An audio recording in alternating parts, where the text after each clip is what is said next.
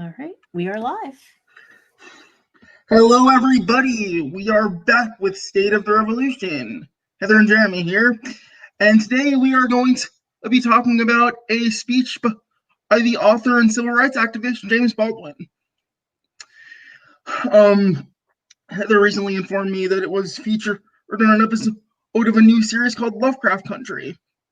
Heather, did you want to expand on that at all? Did you want to expand on Baldwin at all? Yeah. Well, for one thing, when you picked the speech, it was, you're not even watching Lovecraft Country, so you didn't know that it was even in the show. And I start listening to it. I'm like, why does this sound so very familiar? Like, I just heard this somewhere recently, even though it's like a 60-year-old speech. Where did I hear this? So when I looked it up, I'm like, oh, it was in Lovecraft Country, which is a show that I think a lot of people maybe have mixed feelings about right now, but I've been watching it pretty regularly. And so I wanted to give a little bit of background of kind of who James Baldwin was. He was an American novelist and playwright and poet. Some of his works included Notes of a Native Son, Giovanni's Room, and Remember This House, which was actually the basis for the documentary I'm Not Your Negro. His works explored the intersection of race and LGBTQ issues. And this was an interesting fact I found out about him. As many activists of his time, especially Black activists of the time, the FBI had a very intense file on him. And his FBI file was 1,884 pages long. And just as a basis of comparison, another playwright and author of the time, Henry Miller, who happened to be white, his FBI file was only 9 pages long. Okay. So they go harder on Black people, the FBI does, it seems. Oh, absolutely, historically. And so the background... Oh, sorry, go ahead. Compared to other Black orators of the time, James Baldwin seemed remarkably quiet and kind of soft-spoken. So, nothing he said in the speech was particularly scary. I think he was trying to appeal to the broader morality of white America to an extent. Not sure if it worked. Well, to give a little more background about the speech we're talking about, on February 18th, 1965, he was invited to debate William Buckley at Cambridge University on the subject of, is the American dream sustained at the expense of Black people? And Buckley was kind of a horrible person. He, at least at the time, was a believer that Black people were just genetically inferior. And he championed a vision of the New South rising again. So clearly Buckley was destroyed by Baldwin in this debate. And Baldwin's speech actually became known as the pin drop speech, since everyone fell silent while he was speaking. That was how well he did on this speech. I was trying to find out why it was called that, because he didn't mention in a pin dropping in the speech. And so I guess it was because of the speech everyone fell silent. So yeah, I guess you could have heard a pin drop. Everyone was so quiet because they were kind of really heckling the other guy. They were laughing at him and mocking things that he said. Whereas when Baldwin was speaking, they were very respectful, and you could kind of see the audience was very rapt on what he was saying. I would think the American dream, insofar as it exists, is absolutely at the expense of Black people, and pretty much every marginalized person into exist, because the American dream, in a certain sense, is upward mobility to ascend to the role of the most successful people in society, and overwhelmingly those people are white people, and overwhelmingly the labor that these white people, even presently, get their wealth from is from colonized people. So, and the most extreme example of colonized people are indigenous people and Black people, descendants of slaves. And to the extent that wealth can be generated in a capitalist system on the labor of slaves and by stealing the land of indigenous people, then it could be said that the American dream, and so far as it is actually a thing, is absolutely at the expense of them both. Right. And I think Baldwin said as much in his speech that my ancestors created this country. They built the railroads and their bodies litter the ground. The ground is full of my ancestors here who they actually did all of the labor, especially in the South, that generated the American dream. So he was definitely sort of arguing for, Black people have done their buy in now. Like, it's time for us, if there is an American dream, to start experiencing it. Yeah. What he did say was in the speech, I don't think he explicitly, alluded to capitalism, but he did mention that racism makes capitalism worse for Black people, and that's absolutely the case. He said, and I'm stating very seriously, and this is not an overstatement. I picked the cotton, I carried it to the market, I built the railroads under someone else's whip for nothing. And what he meant by that was that the collective labor of Black people will accumulated wealth for everyone else in this country, even if white people weren't capitalist. At least they figured if they're racist and in favor of their own self-preservation, at least I'm not Black. That's what the common white person who was an auto slave owner or a capitalist thought. They could never be at the bottom of society because the bottom of society was always Black people and Native people. Right. And we can't even just blame the Southerners during slavery time, because people that lived in the North that manufactured textiles with that cotton that was produced by slave labor also made their wealth on the backs of Black people as well. So it wasn't Mm-hmm. just the direct slave owners, it was people all over the country made their wealth off of stolen labor. Which is why it's weird. I mean, the people say, like, if you don't like capitalism, just go to another country. I'm like, okay, you want me to just, leave the exploitation in, you want me to just not mind the exploitation at all? Okay, a few white people who the conservatives think are sanctimonious, or who Black people who the conservatives hate are going to leave the country, but that leaves millions of people who still remain exploited. And I guess they expect us to just forget about that. Right. Well, that requires a certain level of empathy and camaraderie and brotherhood of man. And, capitalism robs you of that. Even if it doesn't, even if you don't necessarily want to forget about the brotherhood of man, capitalism makes it so that it might be sometimes in one's best interest. It's because if you care too much about the brotherhood of man, and because of the mode of production, if you don't look out for yourself, you're going to starve or feel more alienated than you already are. And like, as an appropriate metaphor for capitalism is that we're all treading water, and some people are treading deeper waters, but they want to get to the safest place in the body of water, and we could just get out of the water, but a lot of people want us to stay in the water. The people who are making us stay in the water, the capitalists, and a lot of people don't think they were born in the water, so they don't think we could just get out because that's the only world they've known is treading Right. water.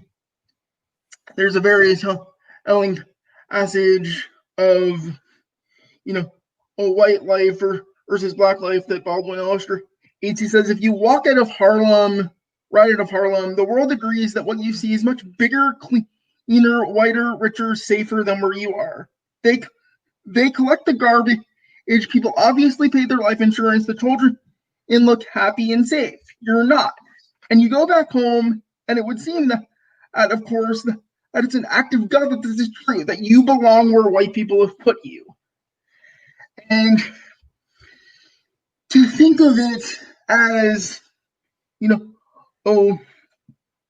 white people in general, as opposed to real estate developers is a little bit reductionist, but it works as a metaphor, as a metonym to think of it. If that the white man put the black people, or the white man thinks the black people belong, and it's heartbreaking. Yeah, and I think he also kind of alludes well to the gaslighting of Black people, that they actually may start to embrace and make it a part of themselves, this structural racism, that really it messes with your head over time. All of these, countless small to large, whatever infractions against you as a person that deny your humanity actually starts to gaslight you and make you believe in what they're telling you.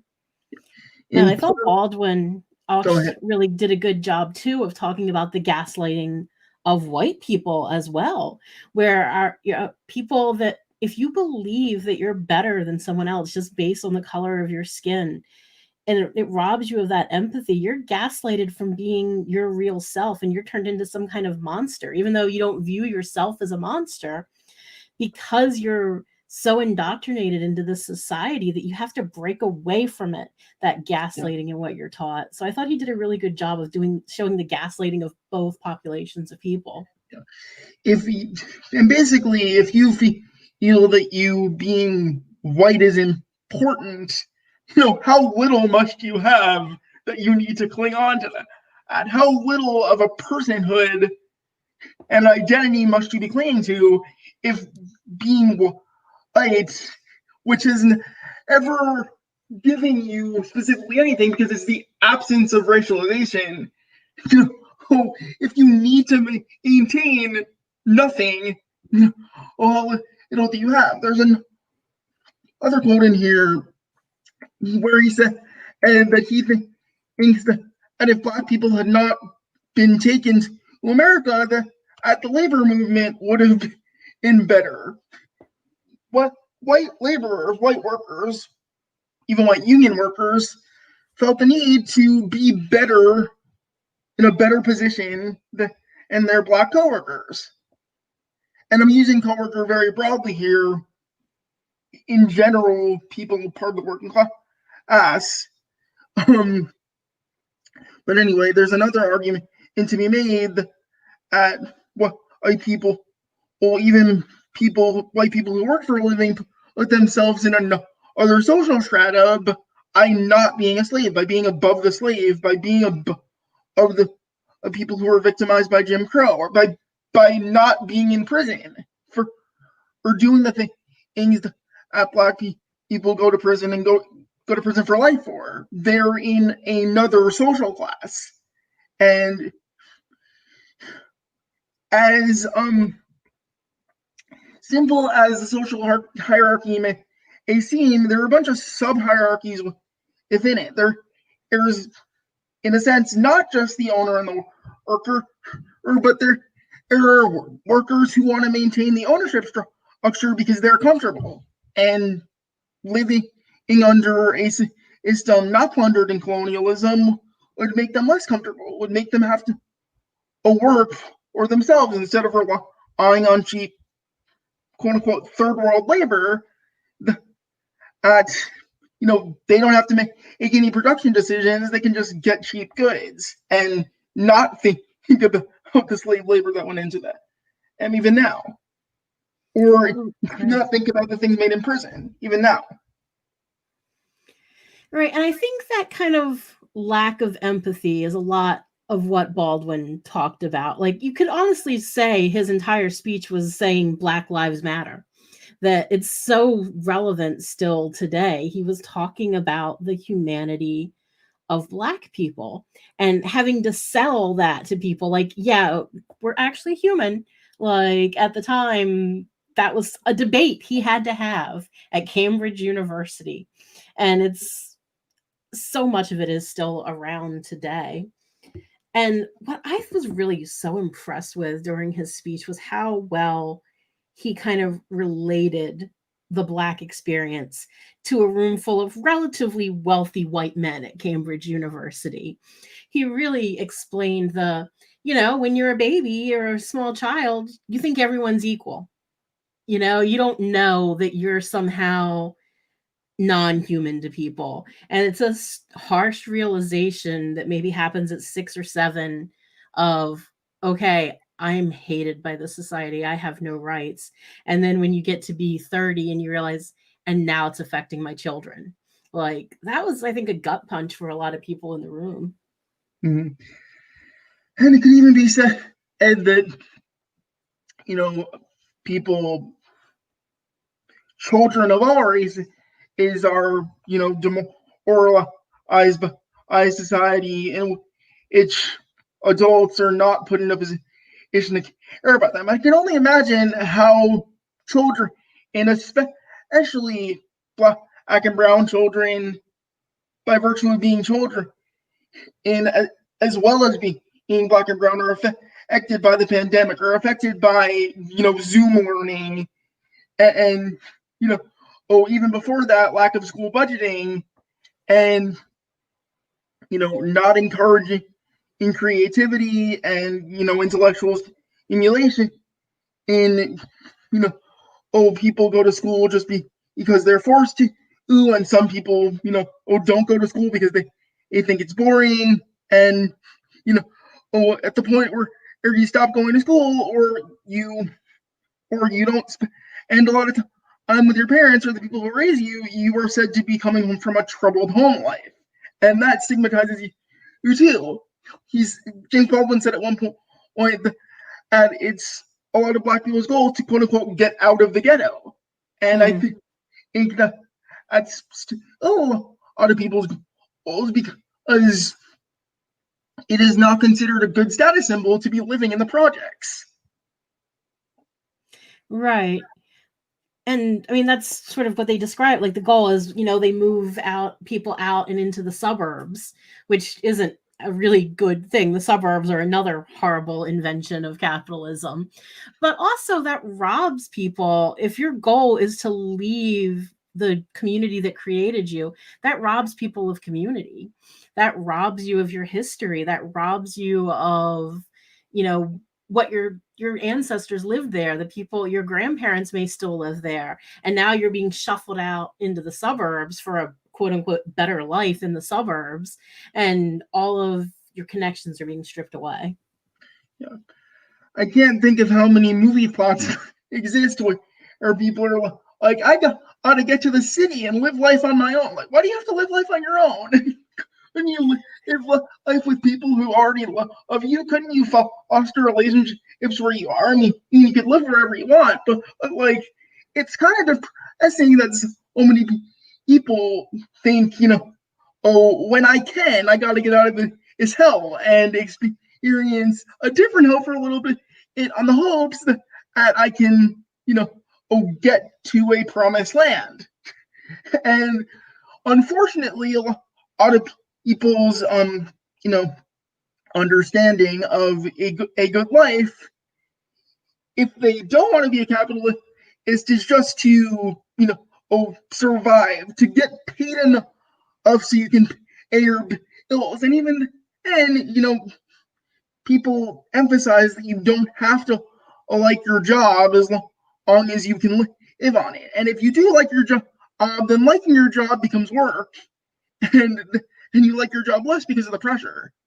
And if you want to be a capitalist, and you're just stepping on other people's heads in order to get ahead, and that's not good for humanity either.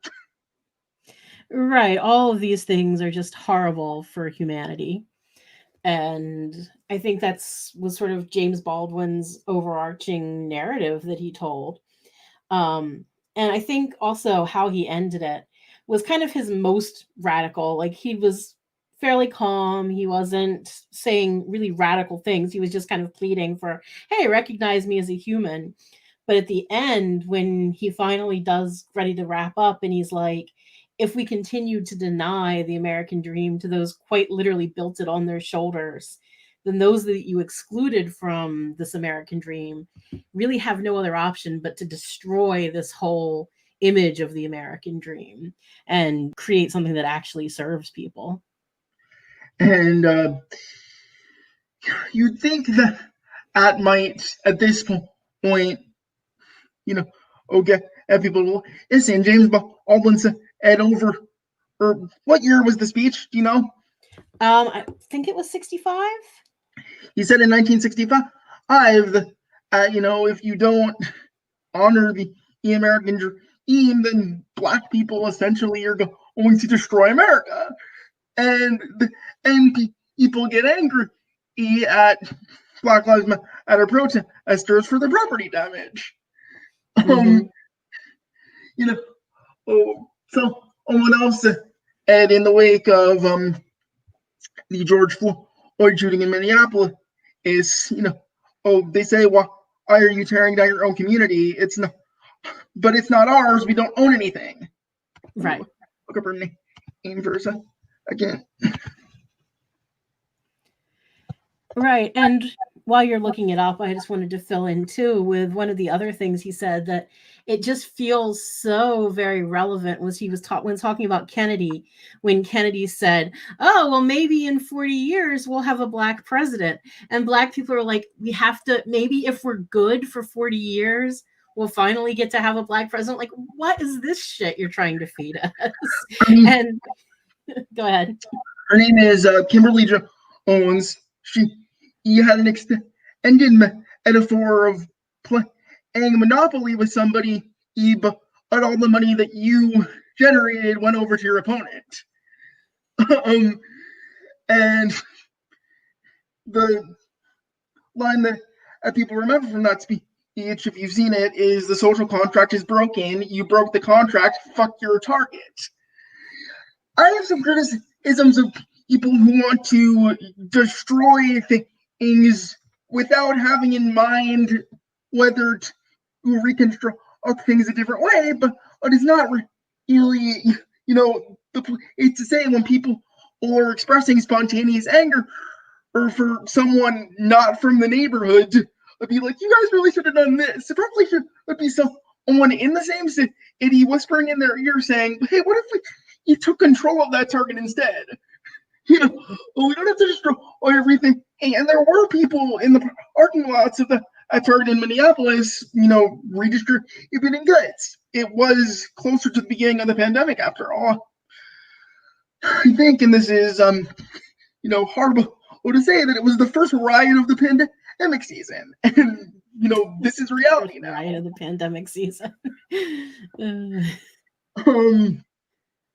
I think, yeah, but also wasn't that Target like they were literally getting milk to like wash out their eyes from because the police were shooting tear gas at them. So you can understand. But yeah, he said in 40 years, Bobby Kennedy said that in 40 years we might have a quote unquote Negro president.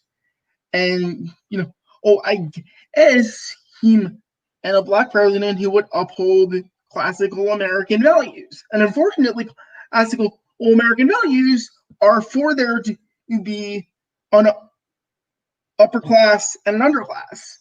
And as racial tolerance evolves, the upper class will be, to borrow a phrase from social, justice discourse, intersectional. There will be an intersectional capitalist class that oppresses people of all races. And, I think it was a calculated decision by President Obama to not lean in on racial justice issues because he didn't want to upset all the white people who would vote for him. Yeah, it's tough to, understand what exactly his motivations were, but, so many people point out, Black Lives Matter was started under Obama. Yeah. And,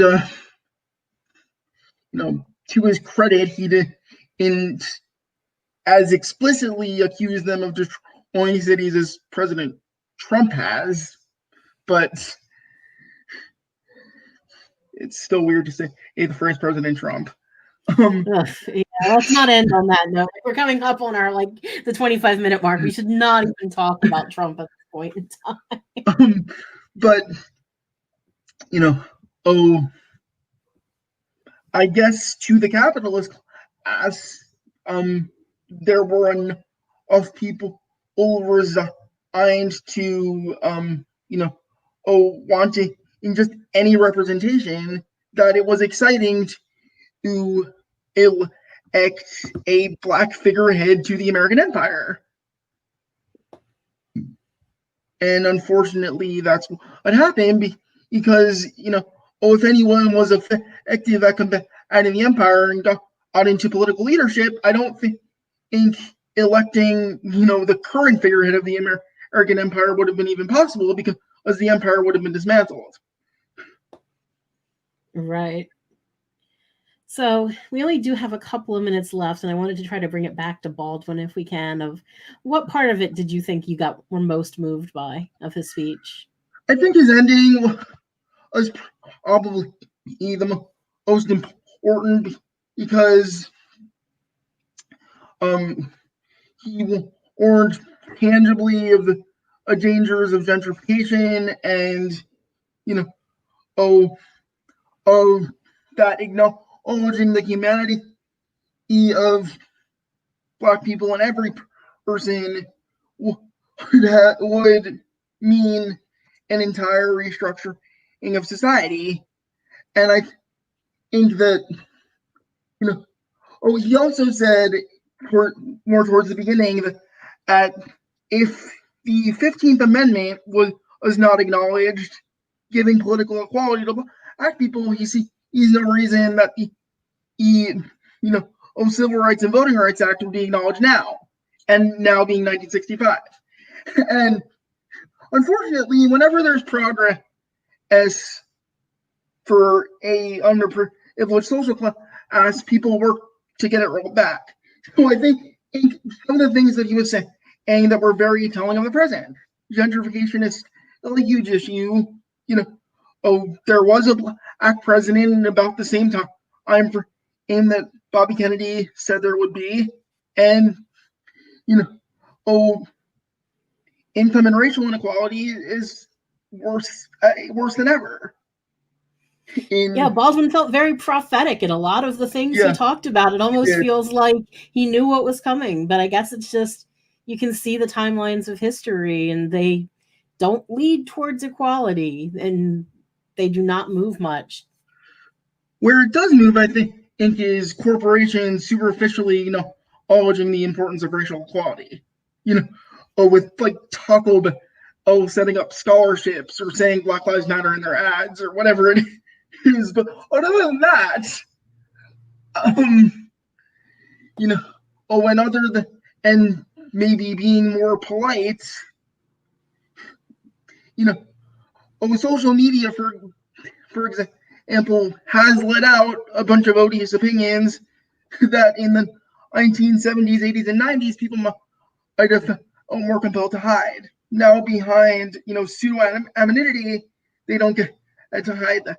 So I think that Baldwin was prophetic that the, to name drop, the state of the revolution is still in many ways the same as it is now as it was then. And absolutely, yeah.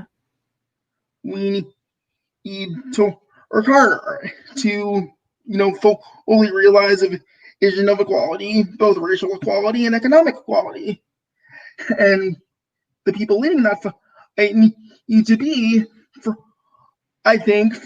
what Baldwin called the ghetto, what is now called the projects, or, low-income, quote-unquote, minority areas that are most affected by the tragedies of capitalism in America and across the world.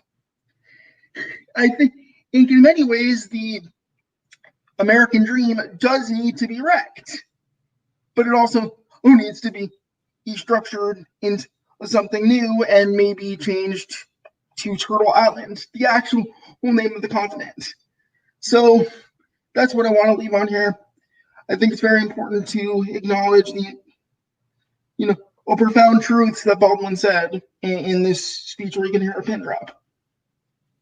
Yeah, I was definitely impressed by Baldwin's speech for sure, and I'm glad that we decided to do this. Thank you for suggesting that. And it's been fun. We've had another good episode. Hopefully now we'll get back onto a slightly more regular schedule now that we're at our new home of Create Your Future Productions. Hopefully we can do our once a month schedule and get back to Fridays. And thanks everybody for joining us. Thanks a lot. Do you want to do the closing line? And that is the state of the revolution. All right. The future is your own to create. See you all later.